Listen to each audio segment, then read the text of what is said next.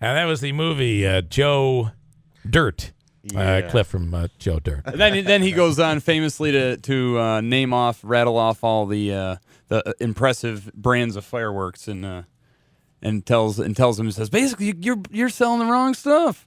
We have potpourri of phone calls waiting. I would say that. 7360186. I'm going to take this half hour because a lot of people calling in. We'll just take your calls. As long as you call, we'll take your calls. Pat has been waiting for a long time, and the topic is nursing homes. Nursing homes. Hi, Pat. Good morning. You're on the radio. Yes. Hey, listen, number one, I want to just tell you that from a radio advertising standpoint, you are one of the best I've ever heard. You do great advertising. Well, thank you, Pat. I'm in agreement with that product return, and I just wanted to say I'm in agreement with Tony Pacenti, too. Got little grandchildren, and I've witnessed the stupidest things that can happen. Yeah, okay. And I really don't want them to handle some sparklers at this point. But the reason why I'm calling is there's something that's been going on, and I've heard it, I read about it about a week ago, where a nursing home actually went to this family and said that the resident, your family member, we're no longer going to be able to provide this level of care, so we're going to have to downgrade them or something. Wow! And they had to do something. They had to figure out where they were going to put the person. Yeah. And now, then is that some medically? other person had responded to that, and I'm going to toss this out there because it happened to us in our family.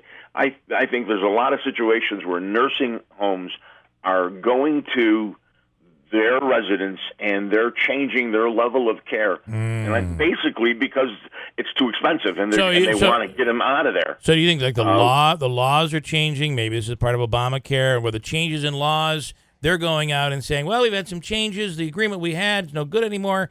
Now we're going to need more. We're going to need to change and alter or downgrade the care. Well, this was even before Obama, believe me. Okay, all right. So it's not even that. It's purely they looked at a situation where Profit. My father-in-law, for instance, was in a nursing home for about 5 years, and he wasn't getting better. He was getting worse. But they said, we can't provide this level of care anymore. And as a matter of fact, he really doesn't need that level of care. So we're going to move him into something else.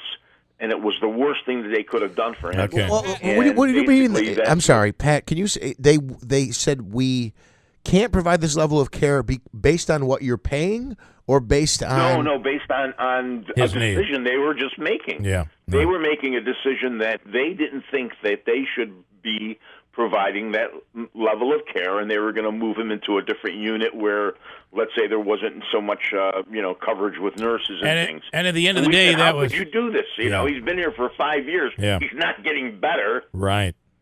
Yeah. And but they did it. They did it, and we had no ability to change that.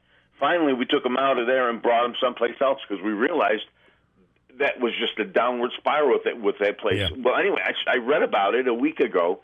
And someone else had commented, and I'm wondering if any other people are So this is you're asking if this is a trend. If anybody else knows and has experienced this, they should call in.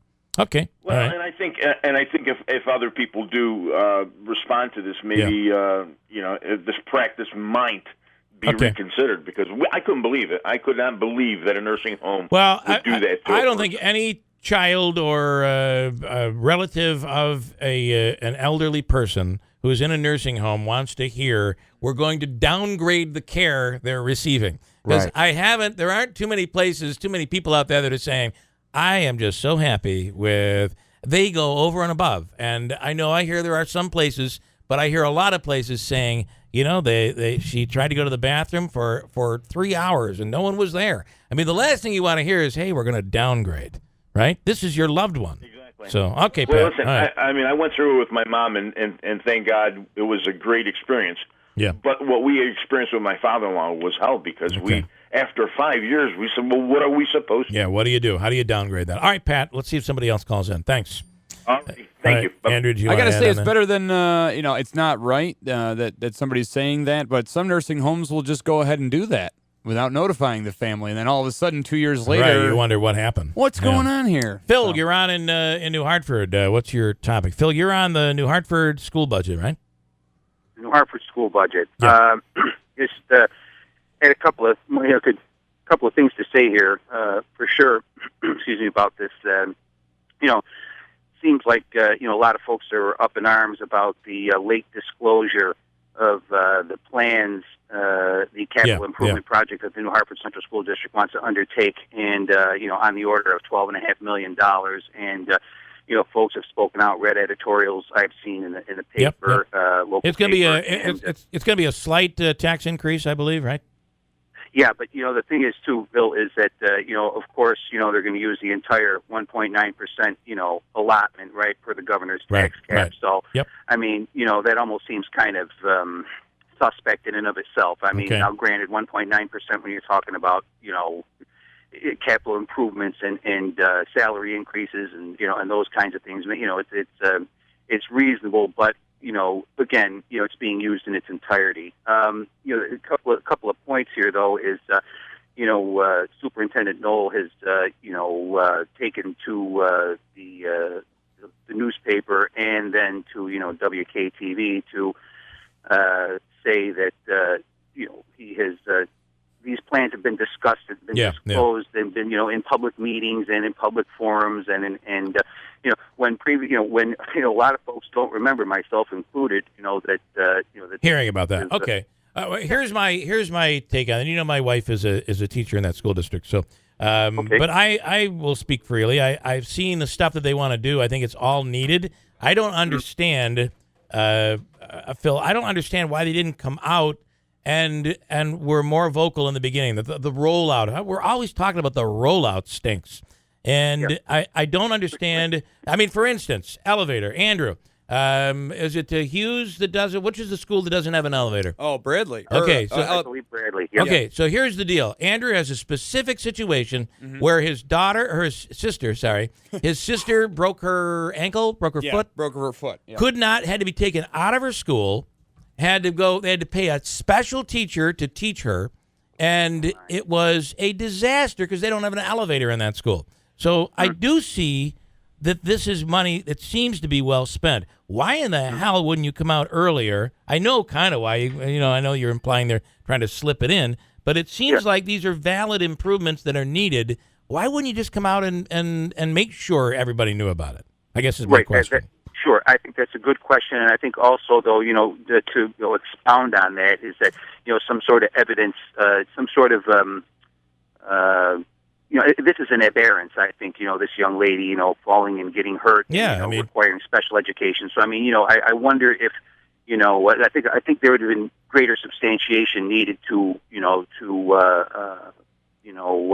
sell the idea, if you will, of adding an elevator. Now, granted, there's another offshoot of that, making the building more handicap accessible, and that was stated in the in the bulletin that was issued. But Bill, I want to say here that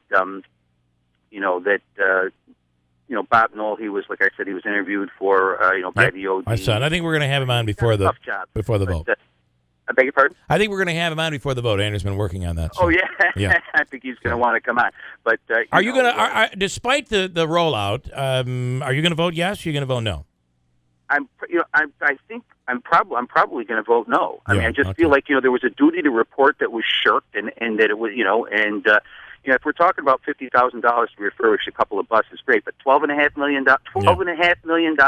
Yeah. I mean, that's enough to buy beachfront on the Hamptons. I mean, you're talking about you really this is something that people needed to be informed about. Mr. Knoll was given an opportunity to clarify his position on WKTV, and he merely restated whatever it was he said in the Observer Dispatch, putting the onus on the people who are to keep themselves informed. What he's effectively done is disincluded a good number of the taxpayers here by saying, we discuss these things at PTA meetings. First and foremost, that's not the proper. Right, I know. I think what you're gonna I think you got to. I don't think the rollout was good. I think that based on what I've read, I think it's money well spent. As somebody just wrote in here, you can buy a lot of blue tarps for $1.2 million to protect the to stop the roof from leaking. Fact is, I think it's money well spent. The rollout stunk, and maybe next time they can get out in front of this, because that's how you got to sell these things to the public. When you hold off, people think you're hiding something, and it only causes a firestorm, which is existing right now. I would vote yes, Phil, but I know you're probably not going to, but that's just my take on it. So I appreciate it, but we'll try to get him on for you, all right? Bill. Okay. Well, appreciate very much, Bill, you're taking my call today. Okay, Phil. Thanks. I know have a great day. The comment was made in jest, But, I mean, we talk about all the things our local schools and our students need, and technology and upgrades and enhancements, and trying to prepare them the best we can for the world. Yeah. Does someone really think the solution is to patch the roof permanently with tarps? No, I think they were being sarcastic. Why? Right. What they're saying is, all right, Yeah. if this is what you want, well, we can buy a lot of blue tarps for the roof. Gotcha. That's what they're saying. It sounds to me like somebody who's supporting the Supporting listen, the project. Phil Okay. has a point. I mean, it did seem like this thing was being. You really didn't hear about it until somebody stood up and said, "What's going on here?" Right. And you gotta anticipate. Anticipation is everything. Like if you're a manager of a store and somebody brings back a cartridge, a printer cartridge, anticipating that this could go badly. Anticipation to me is everything, I think. Trina's in Utica. Good morning, Trina. And the third topic, we're rolling with topics here. This is fireworks, right? The sparkler issue. Yeah, that's right. I didn't even realize, because you don't keep up on all the laws, that 10 years ago that you couldn't sell sparklers. I bought them at a corner store. I didn't know it either. Two different kinds. Yeah. That there's the ones on the metal, and there's the ones on the wooden stick with a little paper on top. Yeah. I purchased that one with the paper on the wooden stick. My daughter was 5, about 10, 12 feet away from where they were doing the sparklers. Mm-hmm. They lit them. The wind blew. The paper stuck right to her face and burned her face. Oh. Wow. I was a mother who had my daughter well away from them, between protecting her and between my legs, and a freak accident like that happened, and my daughter had to wear hats and everything for 3 years after. Wow. It was in a local corner store in Utica, right on the counter, for the past 10 years have been selling them, and nothing's ever been said or done. And now a big thing because they want to. I don't think $1, any amount of money is worth our child's safety. And these were the wooden ones, not the metal. Right. I bought the wooden ones that had the little paper and just lit it. Wind blew, paper flew on fire, stuck to her face. Her skin came off. Thank God we took her to the doctors. Paper came She was off? young enough not to have a skin graft. I'm trying to think about the ones that. Well, the craziest things I got burned. Where's the paper? What's the paper doing on the sparkler? So what it is at the top, you have to light it so that it starts to glow, and then there's a big piece of like almost I don't want to say parchment paper, but paper mache paper at the top, and you light that. Well, I've never seen and those if it before. lights Whatever from the happened top to the and old-fashioned separates metal ones where it just has the sulfur. Some people have talked about these bamboo ones. I've never seen them. I've always seen the metal ones. I've never. They're at the corner stores in Utica. But you got to be careful with anything. No, the bamboo. I've never seen the bamboo. I was at the casino one time. We were having cigars, me and my buddies, and I went to light it with one of the matches. Yeah. And I swear to goodness, the match tip flew off the matchstick and went onto my finger and badly burned my finger.